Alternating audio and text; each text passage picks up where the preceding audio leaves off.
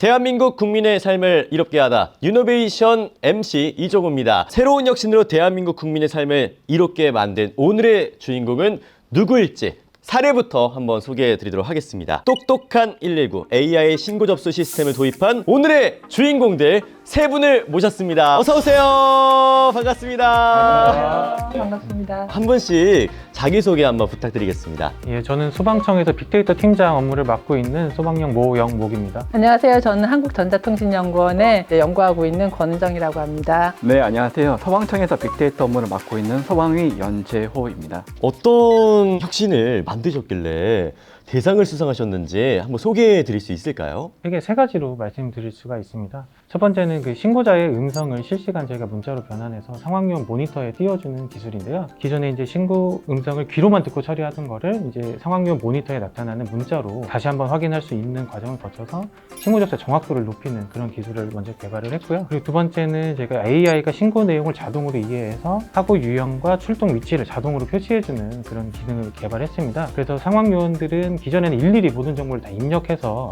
소방차 출동 명령을 내렸다면 지금 클릭 한 번으로 소방차 출동을 내릴 수가 있거든요.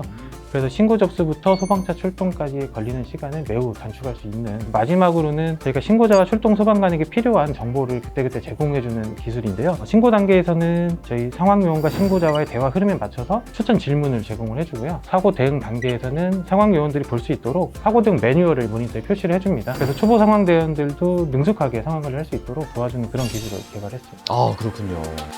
사실 이렇게 또 만들게 된 계기가 있을 것 같은데 어떤 계기가 있었는지 궁금하거든요.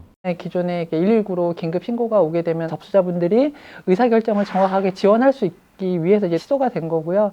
상황요원 한 명이 하루에 거의 90건 정도를 신고 접수를 처리를 하는데 매번 완벽하게 처리할 수는 없어요. 네. 그러다 보니까 이제 실수가 나오는 건데, 저희는 이런 것들을 인공지능이 옆에서 좀 보조할 수 있도록 도와주면 어떨까라는 이제 발상에서 시작을 했고요. 소방청에서 자기 입으로 이제 수요 제기를 하셔가지고 한국전자통신연구원이 핵심 기술을 가지고 접근해서 이제 결과물을 도출하게 된 상태입니다. 지금까지 만들어 오는데도 굉장한 어려움이 좀 있었을 것 같거든요. 혹시 만드는 과정 속에서 어려움이 없었는지 한번 말씀 부탁드릴게요. 사실 데이터를 기반으로 이렇게 결과물을 만들다 보는 과제다 보니까 많은 데이터는 많고 적은 데이터는 적기 때문에 AI가 데이터가 많은 거는 굉장히 똑똑한데 데이터가 작은 거는 이 아이가 답을 못 내거든요. 예. 그런 부분의 편차를 어떻게 줄여서 똑똑하고 일반화된 모델을 만들까, 현장 필드에서 쓸 수 있을까. 네. 저희가 사실 그런 부분이 굉장히 고민이 많았고 어려웠습니다. 이게 사실 저희가 전자 작업을 한 건 아니지만 저희 상황요원들도 똑같거든요. 하루 종일 그 신고 음성을 듣고 있으면 이게 트라우마가 생겨요. 그러니까 그 정말 다급한 음성을 막 울부짖으면서 신고를 하고 있는데, 그런 것들을 이렇게 사업을 하는 분들은 이번에 처음 그런 걸 접하셨을 거예요. 근데 그 과정에서 진짜 좀 어려움이 많으셨다고 얘기를 하시더라고요.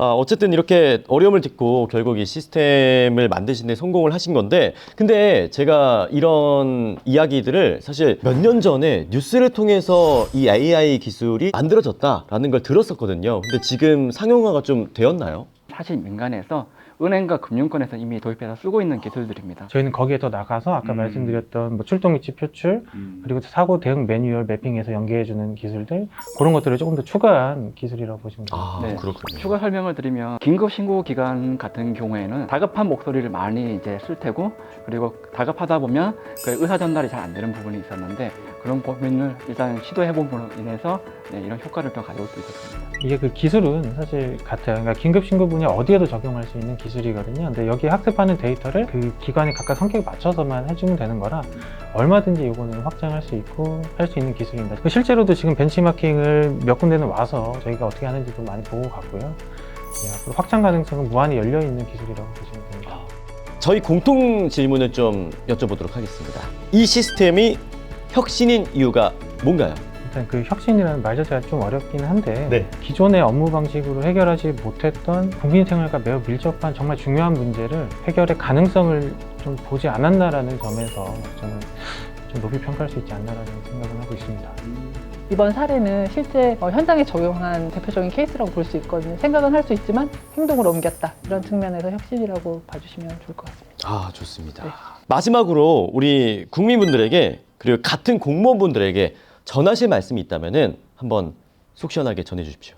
저희가 이 과제를 처음에 이제 진행하게 된 것도 작은 상황실 직원들의 어려움에 저희가 어떻게 하면 개선해 줄 수 있을까라는 것에서 시작된 것 같습니다. 국민의 민원의 작은 소리와 직원분들의 옆에 있는 직원분들의 작은 불편함을 그냥 지나치지 마시고 어떻게 개선할지에 대한 생각을 하면 시작이 반이라고 그 부분에서 벌써 대상의 절반은 왔다고 생각하고 있습니다.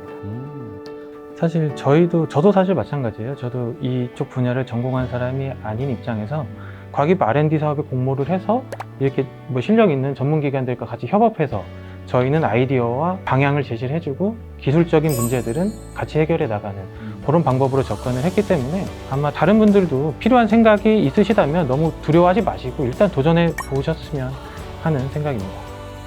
자, 이렇게 오늘 정부혁신 우수사례 시상식에서 대상을 수상했던 똑똑한 119 AI 신고 접수 시스템을 만든 소방청 빅데이터 팀을 만나봤습니다. 그러면 저희는 여기서 물러가도록 하겠습니다. 저는 지금까지 아나운서 이종우였습니다. 여러분 고맙습니다. 안녕히 계세요.